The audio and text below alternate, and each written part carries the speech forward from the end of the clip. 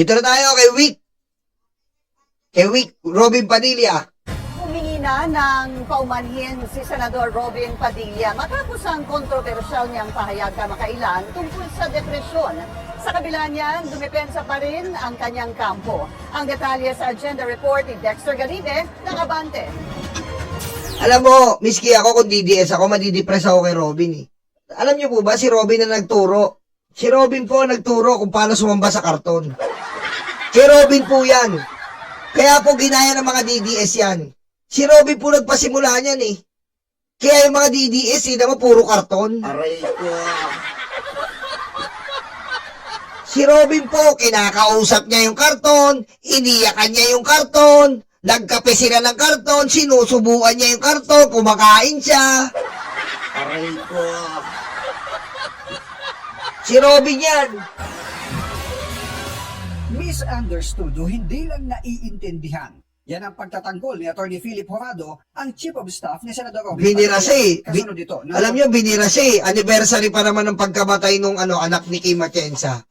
Sinabihan siya ni Kim Atienza eh. Sa pulis eh.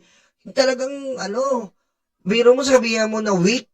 Biro mo namatay sa stress, anxiety yung anak ni Kim Atienza. Tapos sasabihin mo ganon. Anong mararamdaman ni Kim Atienza nun? Parang walang pakiramdam to si Robin eh. Alam nyo, ganyan po talaga yan. Ang mga bagay, lalong-lalo na regarding anxiety, depression, dapat nire-respeto natin yan. Oo, tama ka doon na tayo, na iba't ibang mga, tayo po, na iba't ibang mga lumaki noong mga 90s, 70s, 80s, matatatag. Given na ganon. Pero, hindi mo kasi pwedeng hamakin yung mga kabataan na weak sila ngayon. Respetuhin natin yun. Respetuhin natin yun. Hindi porkit ganon na ganito lang sila pinalaki, eh masasabihin mo na weak. Ang pangit pakinggan nun eh. Diba? Kasi ako, anak ko na-depressed din. Na-anxiety, na-stress. Na-depressed yung anak ko. Oh. Pero, unawain natin yun. Ganun talaga yun eh. May mga bagay kasi, sabi nga ng kasabihan, ang tanging normal sa mundo at ang tanging tuloy-tuloy sa mundo ay pagbabago. Change. Yan po eh. Ganun talaga, Robin. Ang sa katauhan, ang tanging constant yan ay pagbabago. Change. Ibig sabihin, nagbabago-bago, Robin. Maaaring dito tayo, 90s. Pagdating na ngayon, na mga panahon ngayon, nagbabago na. Maaaring may nai-stress na sa ganito. Kasi nagbabago na ang surroundings eh. Nagbabago na ang culture. Diba? Pero, sa mga pagbabagong yon, ang importante, huwag tayo mawalan ng morality, dignity, integrity. Yun naman eh. Okay? Even though many years have passed, the only thing that couldn't be, hindi natin pwedeng baguhin, ay yung pagiging moral natin. Moral natin ang importante. Yun. Pagkatao. Huwag kang mababago. Yun. Kasi pag dito sa mundo natin, na bago na yung tao, naging mga barbaro, naging violente, yun ang mahirap. Pero ang importante, hanggat ang tao, nandyan yung moral, nandyan yung integridad, nandyan yung respeto, ayos lang yun. Di ba? Kasi sabi, ang engot ni Bobong Padilla eh. Palagay niya ang dinadanas ng utol niyang si Bibi Gandang-Ari. Oo, yun, insensitive. Kaya nga eh. Di ba? Kasi, for example, naunawa ko yung mga kabataan ngayon. Kasi po ngayon, ang mga kabataan, naunawaan ko rin eh. Sa analyzation ko. Kasi ang mga kabataan ngayon, more on technology sila. More on gusto nila, yung nakikita nila, may kaklase nila, nakikita nila na mas matalino sa kanila. Dati, hindi natin nakikita yon. Nakikita mo lang yun sa loob ng classroom. Nakikita mo na wala pa social media. Eh ngayon, pwede nilang makita yon. Yung kaklase nila matalino, ang ganda ng pamilya, samantalang siya hindi. Ngayon, nakikita nila yun, nasusunod sa may bayan nila. Nagkukos din yun ng stress sa kanila, anxiety, depression. Nakukompare niya yung pamilya niya sa pamilya nito. Hindi katulad natin no, na walang technology, nandun ka lang sa classroom, pagtapos ng classroom, kanya-kanya na. Walang telepono, walang social media. So, anong pagbabago? Ang pagbabago is yung technology. Yung technology nagdudulot ng, di ba? Nagdudulot, nagkaka-input sa mind ng tao. Nagkakaroon ng info. And then yung info, ang info kasi dalawa eh. Good info, bad info. Maaring nasagap nung bata yung bad info na kinukumpara niya yung sitwasyon niya sa buhay sa sitwasyon ng ibang tao. Yan. Pangalawa, yung yung physical features. 'Di ba? Maganda. Tapos siya ganito lang yung siya. Ganun. Mga comparison sa sarili. Ayan po yung mga bagay na pagbabago na hindi mo kailangan lait-laitin, na hindi mo kailangan idarag sa mga kabataan. Yun. Maging sensitive tayo. Kasi hindi naman kasalanan ng mga bata ngayon na nag-evolve ang technology. Wala silang kasalanan dyan sa pag-evolve ng technology. Di ba?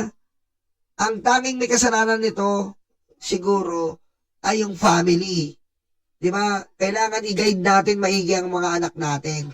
Kung gina-guide mo naman maigi yung anak mo, talagang gano'n talaga ang buhay. Kailangan mo na lang talagang maging alisto bilang magulang. Kaya si Robin, hindi. Insensitive siya. Wala. Minaliit niya yung kapasidad ng kabataan. Maling-mali yun. Sobrang maling-mali yun. Napapanood ko pa lang ito, napapailing na ako. Maling-mali po kasi yun. Diba? Hindi natin mahisisi. Nandiyan na yung technology. And yung technology yan, nakakatulong naman. Nakakasama rin. Yun. And hindi mo pwedeng isisi sa mga kabataan yun. Diba? Basta gawin mo lang yung nararapat. Pero huwag kang maninisi, Robin. Naturingang ka pa naman, senador. Kontrobersyal na pahayag ng senador kaugnay ng depresyon at pagiging weak o mahina ng mga kabataan ngayon. Ang mga bata po ngayon, sad to say, huwag kayong magagalit sa akin. Ako, maraming batang magagalit Pero sa bang hindi mo galit sa'yo? Kung saan ako nagsasalita talagang kapusto-postura. Nagsasalita, kinakausap, karton. pero pasensya mo kayo. You are weak. Hindi kayo katulad nung panahon namin na hindi kami iyakin. Natuto kami sa kalsada. Natuto kami na huwag umupo, umiyak. Nung panahon namin, hindi uso yung salitang depression. Hindi ko nga alam yun kung ano yung depression. Sabi ni Atty. Jorado, bilang nakatrabaho niya si Padilla ng mahabang panahon na, madalas daw na hindi nangingimi ang senador na pag-usapan ng mga isyu para sa iba ay tabu o pinagbabawal sa kultura, hindi popular o delikado para sa usaping politikal. May mga pagkakataon pa niya na may pahayag siyang taliwas sa kanyang paninindigang politikal o sa kanyang partido o hindi sang-ayon sa sentimiento ng publiko. Magugulitang noong 19th Congress, umani rin ng batikos ang isinusulong niyang federalism, ang kanyang pagsuporta sa medical cannabis, diborsyo at maibaba sa 10 taong gulang ang maaring patawan ng criminal liability. At ngayon ay ang pagtatakda ng edad na 16 pababa na hindi maaring makagamit ng social media. Inihalimbawa niya ang mga bansang Australia, France, Italy, Malaysia at ilang mga Scandinavian nation. Ito mga bansa na ito, mayayaman na bansa ito ang mga progresibo. Ang iba dyan, leaning left pa. Ibig sabihin, alam niyo naman, pag sinabing leaning left, rights. Mahilig sila sa rights. Child rights, human rights. Sabihin nyo ng anong rights. Pero sila mismo, sa mga bansang yan, Hoy, may nag-send sa akin, si Ma'am Luisa Macmillan, naka-Starlink pa daw, sosyal. Shoutout, ma. Sorry. Tuwala sila na dapat magkaroon ng disiplina, kailangan magkaroon ng batas, kailangan magkaroon ng tinatawag nating regulation sa paggamit ng mga bata ng social media. Handa naman daw ang senador makipagtalastasan sa anumang issue. Pero magugulit ang tila na irita siya sa issue ng pagpo-post sa social media ng kanyang ibinigay na pinansyal na tulong sa mga nasulugan sa Bungaw, Tawi-Tawi kamakailan. Binabash ka dun sa pinost mo daw na ano, yung amount. Pinabalita nyo. Di, yung pinost nyo daw po na ano, yung pera, bakit kailangan pa daw i-post, ipinamigay na, yung... Parang gayahin mo. Oh. Baka may pera nga, hindi pamigay mo. O, kita mo, na-stress ka. O, ayan, Michelle. Kita mo. O, Robin. O, kita mo, na-stress ka. O, yan ang sinasabi ko sa'yo, Robin. Kita mo, tanong pa lang ng media, ikaw ang weak. Tinanong ka lang ng media, na-stress ka na.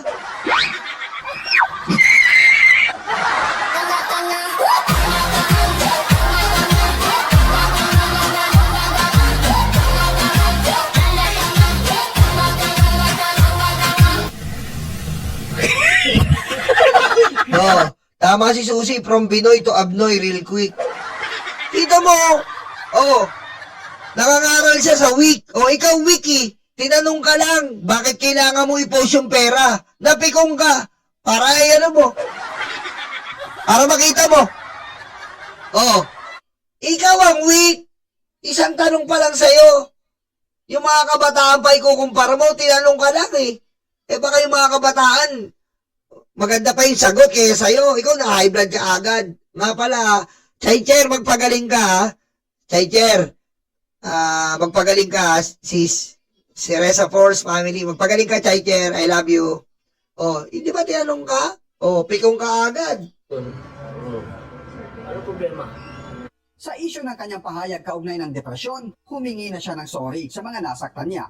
Para sa agenda, Biro mo, ayan eh, damage is done, Robin. Alam mo, ayan po kasi yung kailangan natin. Gaya nga po ng sinasabi ko sa inyo. Senador ka, Robin. Senador. Ha? Senador ka. Alam mo dapat, yung sasabihin mo, makakaapekto. Kaso kayo mga Duterte Black, kasama ng mga Duterte, nila Sara, walang kwenta magsalita. Oh, umpisaan natin kay Jesus Escudero, si Fortwit, walang kwenta. Si Joel Villanueva, pa-lord-lord pa, babaero, mangkanor. Oh, si Jinggoy, 3 beses na yan. Oh, si Aimee, pinagkalulo yung kapatid. Aray ko. Mga senador yan Marcoleta, walang West Philippine Sea. Marcoleta, tukay na kuryente, tunupid pa na BBM. Cayetano, walang West Philippine Sea. Kita mo, mga senador kayo, ganyan. Ganyan nyo. Ginagamit yung pagkasenador nyo. Diba? Oh. Si Bongo. Oh. Ayan, si Bongo. Chicken lomi to go. Aray ko. Yan ang sinasabi ko sa'yo, Robin eh. Isa kang senador. Maging maingat ka. Dapat. Ganyan yung mga senador dati. Meron tayong Jokno. Meron tayong Ople. Meron tayong Rocco. Yung mga senador na talagang posturang senador. Maibubugang senador. Kung magbubunga ng bunganga para sa bayan. Kung magbubunga ng bunganga para sa kapakanan ng taong bayan. Eh ngayon, ang senador natin magbubunga nga na parang tigakanto. Ang senador natin ipagtatanggol ang ibang bansa. Ang senador natin ipagtatanggol ang kriminal na mga Duterte. Ang senador natin may samahan sila. Hindi sila minorya kundi Duterte Black. Ganyan. Ganyan na sa laula ang political system natin. Sa panahon ngayon ng mga Duterte, kita nyo? Walang boses-boses ang taong bayan. Paano kung magkakabuhay sa taong bayan? Yung China pa nga na, yung West Philippines Sea, hindi yun na kinakampihan. Paano pa yung taong bayan? Diba? Kasi dapat inuuna mong kampihan ng bayan mo bago yung taong bayan eh. Dahil yung taong bayan dapat kinakampihan ng bayan. Hindi. Kinakampihan nila ibang bayan, ibang bansa kaysa sa sarili nilang bayan. Kung hindi mo minamahal ang sarili mong bayan, hindi mo minamahal ang sarili mong taong bayan. Kaya wala tayong panatutunguhan eh. Kaya ilan lang talaga, Tito Soto, Lacson, yan lang maaasahan mo na mga mararamdaman mo pa.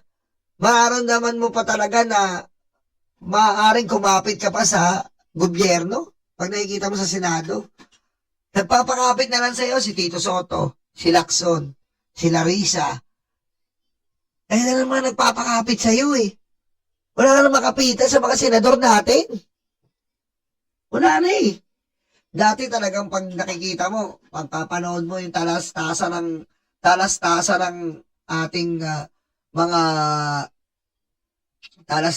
ating mga senador.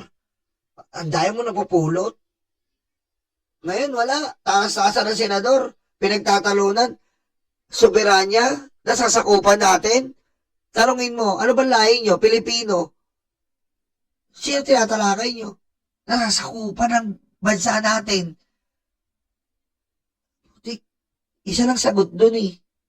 Kampihan mo hanggang dulo yung bansa mo. Hindi kakampihan mo ibang bansa. Huling-huli kayo. Bakit? May payroll. Nako, kung pwede lang talaga ilabas eh.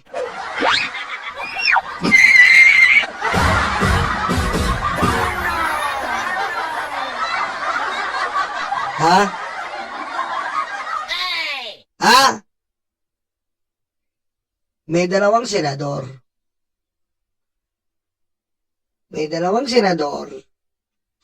Ayon sa aming intel na mga itim na kuyukot. May dalawang senador na given talaga na magtatanggol sa China. Dahil sinama sila sa natatanging operasyon. Ha? Sa natatanging operasyon, kinagat ito. Biro mo? Meron tayong senador na kumagat.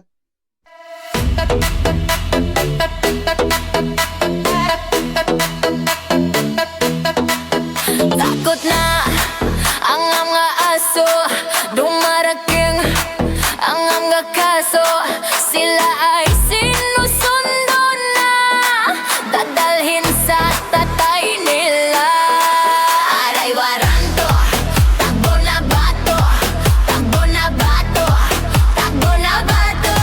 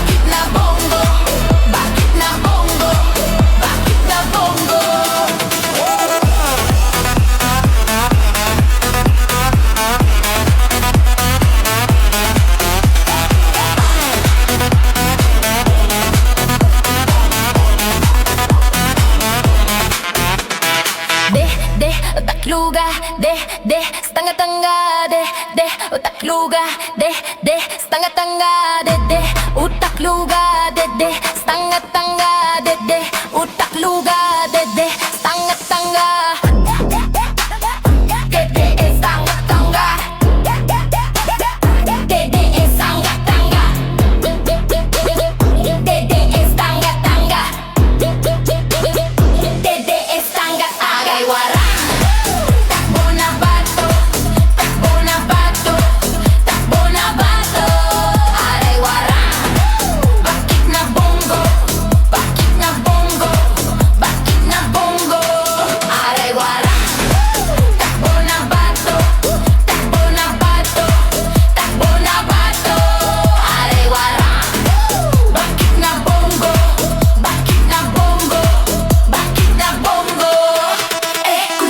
Betlog, tatay yung karton, kuduro yung betlog, tatay yung karton, kuduro yung betlog, tatay yung karton, kuduro yung betlog, tatay yung karton.